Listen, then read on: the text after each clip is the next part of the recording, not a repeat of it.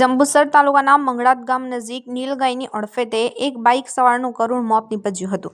અચાનક રસ્તા પર આવી ચડેલી નીલગાયને અડફેટે લેતા બાઇક સવાર સંતુલન ગુમાવી ફોરવ્હીલમાં પટકાયો હતો.